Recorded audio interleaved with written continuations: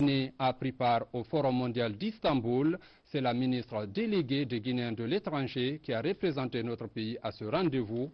Le thème de cette année, il faut le préciser, était axé sur les défis de la mondialisation. Reportage Aboubakar Sidiki Kamara. Toujours au front pour le bien-être des Guinéens de l'étranger, Hagarou Guibari multiplie les rencontres en vue de trouver les possibilités pour la construction de logements décents pour les Guinéens dont elle a la charge. La rencontre d'Istanbul a permis à la ministre de présenter la politique globale de la Guinée en matière d'investissement et de protection des investisseurs étrangers.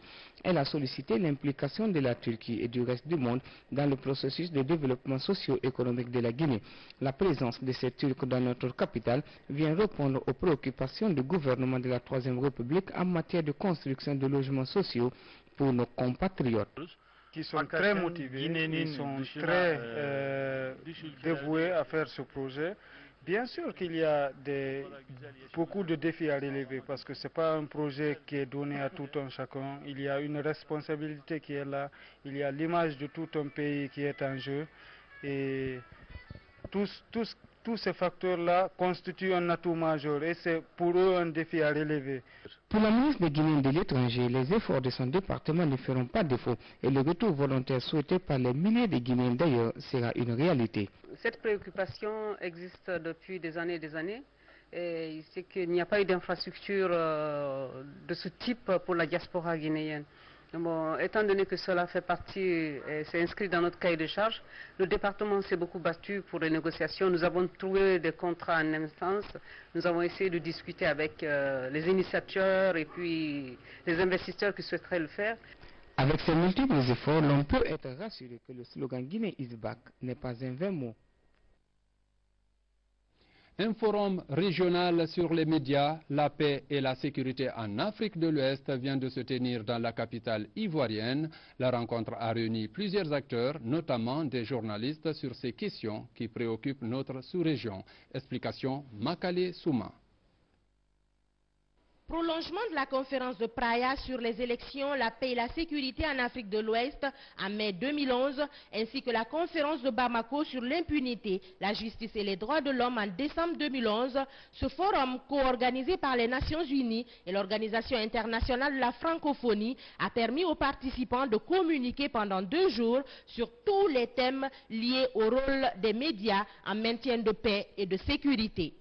L'idée, c'est qu'on essaye de partir d'un état des lieux, on essaye de partir d'un certain nombre de constats pour établir des mécanismes récurrents de collaboration entre médias et spécialistes de la paix et de la sécurité. La déclaration finale, résultat des conclusions du forum, a été adoptée par les participants qui l'ont ensuite présentée aux organisateurs tout en demandant l'application des recommandations faites par toutes les parties. Les participants au forum régional sur les médias, la paix et la sécurité en Afrique de l'Ouest, réunis à Abidjan les 14 et 15 juin 2012, déclarent que des médias libres, indépendants et professionnels sont l'un des socles de la démocratie et l'un des garants de l'état de droit et des droits de l'homme, qu'ils sont indissociables de la protection et de la promotion d'une culture de paix et qu'il est impérieux d'œuvrer à leur renforcement, tant au plan national, régional qu'international. De leur côté, les organisateurs ont appelé au relais de l'information sur la déclaration pour sa meilleure mise en œuvre. Nous avons misé sur l'engagement et la qualité des représentants, pour qu'à votre niveau, vous passiez le message. L'idée, c'est de passer le message et de faire un relais et que cette déclaration donne envie aux autres, à vous, de prendre d'autres initiatives. La paix est possible en Afrique de l'Ouest. La sécurité est possible en Afrique de l'Ouest. Nous pouvons les réaliser si nous nous sentons concernés, si nous nous engageons à les promouvoir. En l'affirmant, je pense en premier lieu aux médias. J'espère que l'idée de création d'un réseau de journalistes de paix, NetPeace, suggéré fort opportunément par mon collègue le ministre d'État, ministre des Affaires étrangères, M.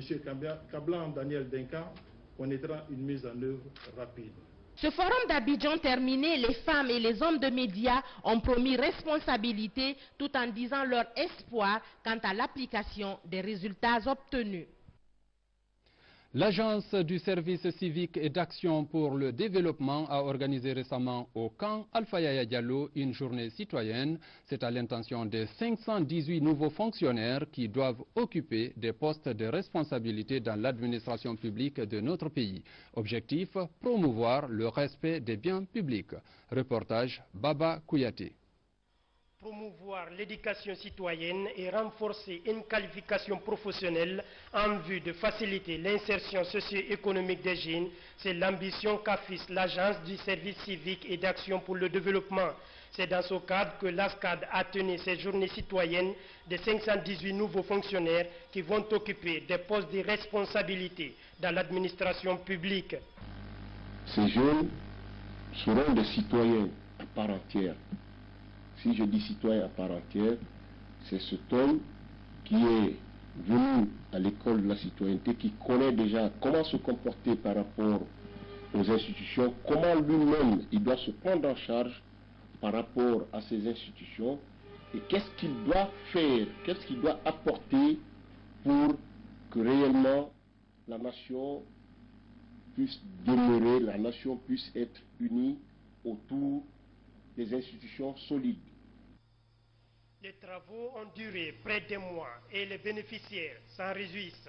J'ai appris d'abord la discipline, beaucoup de choses, comment se comporter dans les ministères et comment est-ce qu'il faut gérer les choses. Je pense que cette formation aura un plus dans ma vie parce que ça m'a beaucoup aidé et ça va beaucoup m'apprendre aussi à pouvoir gérer les choses dans toute la légalité.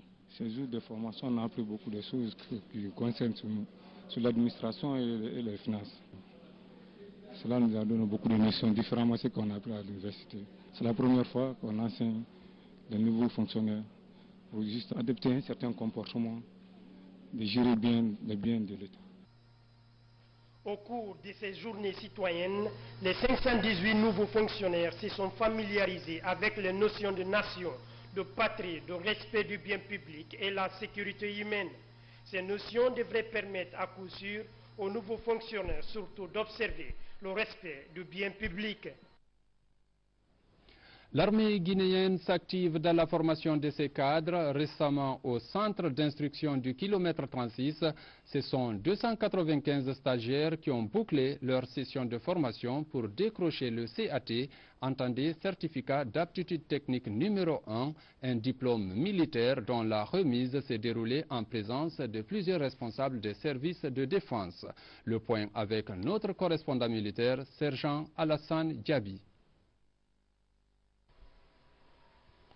Le certificat d'aptitude technique numéro 1, CAT1, c'est le diplôme obtenu par ces 295 stagiaires, venus des unités de l'armée de terre, de mer et de l'air. Au terme de 4 mois de stage de formation au centre d'instruction d'infanterie du kilomètre 36, ces jeunes militaires ont appris le rôle dévolu aux jeunes gradés dans le fonctionnement quotidien d'un corps de troupes. Le cours de CAT1 session 2012 avec pour effectif 300 stagiaires, dont 37 personnels féminins. Ces stages s'est déroulé dans les meilleures conditions, grâce au concours de la hiérarchie militaire pour son soutien moral et financier, la cour de détermination de tout l'encadrement ainsi que les instructeurs. Les 6 premières semaines du stage ont été consacrées au rappel des actes de réflexe et élémentaires du combattant, les missions du binôme, l'ordre serré et la remise à niveau physique et sportif des stagiaires. Mesdames et messieurs les stagiaires, après ces durs moments qui, pour ma part, vous a permis de déceler par vous-même vos lacunes et en même temps galvaniser vos motivations, je vous exhorte de continuer à garder cette attitude de jeunes gradés dynamiques, ayant le goût du travail bien fait et capable de comprendre les ordres du chef pour les répercuter au retour avec bon sens. Le chef d'état-major adjoint de l'armée de terre a, au nom de son chef hiérarchique, réaffirmé l'engagement des autorités à bâtir une armée républicaine. Nous Nous sommes tous engagés dans la même voie pour faire notre armée une armée républicaine, ambitionnée par la haute hiérarchie sous la clairvoyance de Monsieur le Président professeur Alpha Condé, ministre de la Défense, commandant en chef des forces armées, qui ne ménage aucun effort pour faire la formation un cheval de bataille dans l'amélioration des capacités opérationnelles de notre armée. Une autre promotion de CAT1 est attendue très prochainement au centre d'instruction d'infanterie du kilomètre 36, comme le prévoit le programme de réforme du secteur de la sécurité et de la défense. La ville de Kindia vient d'abriter un atelier de formation sur le renforcement des capacités des ONG et autres associations sur l'élimination de toute forme de discrimination à l'égard de la femme. C'est une initiative du ministère des Affaires sociales en collaboration avec le Fonds des Nations Unies pour la population. Objectif, renforcer les conditions de vie et l'état de santé des populations. Le point avec Moussa Bangoura.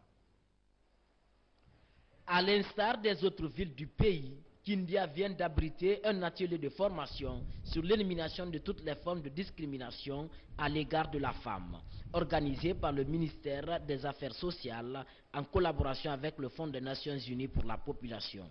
L'initiative vise à améliorer les conditions de vie des populations en général et celles des femmes en particulier.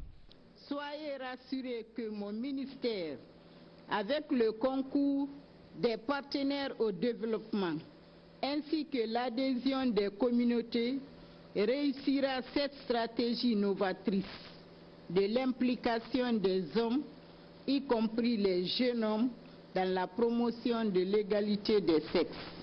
L'approche implication des hommes offrira de multiples possibilités d'intensifier les réponses à la violence sexo-spécifique grâce à l'intensification des partenariats, des efforts de mobilisation de ressources pour maximiser les résultats. Le gouverneur de région a encouragé cette initiative qui s'inscrit dans la logique du changement en faveur du bien-être des femmes. Je voudrais, en ma qualité de gouverneur, vous exprimer mon engagement personnel ainsi que celui de toute la région de Kindia à vous soutenir et à vous accompagner dans ce processus complexe mais noble, car la finalité est d'avoir une société respectueuse des droits humains. Je voudrais saisir l'occasion pour rendre un vibrant hommage au gouvernement et au professeur Alpha Condé, président de la République, lequel a inscrit les questions d'égalité entre les sexes dans son programme. À travers cet atelier, le département en charge des questions de femmes entend accorder de l'intérêt à la nouvelle vision de l'UNFPA qui consiste à centrer tous les efforts sur l'objectif du millénaire pour le développement. Conakry a abrité cette semaine le lancement officiel d'un nouveau projet sur la gouvernance locale. Il vise à améliorer les connaissances des jeunes et des femmes dans la résolution des conflits et la revendication pacifique de leurs droits. Ce programme couvre les préfectures de Dabola et d'Inguiraï pour une durée d'1 an. Explication, Ansouman Toumani Kamara. C'est un projet dont la mise en œuvre va aider les jeunes et les femmes à mieux préparer la revendication de leurs droits en période de conflit. Ces couches sensibles des zones d'intervention du projet, que sont les préfectures de Dabola et d'Inguiraï, auront ainsi à améliorer leur capacité d'intervention sociale, ainsi que celle des organisations de la société civile et les services de sécurité dans leur rôle quotidien de garant de la paix. Et notre objectif en Guinée est pour consolider notre programme de l'eau, hygiène et sanitation. Ça c'est le WASH en anglais. Et le deuxième, c'était pour consolider notre programme de sécurité alimentaire en Guinée. Et notre troisième objectif, c'était pour contribuer de la réduction du risque de populations vulnérables, de catastrophes et de crises socio-politiques. Mener à bien les élections législatives dans notre cité, avec une population informée et sensibilisée sans violence, est un défi pour les partis politiques.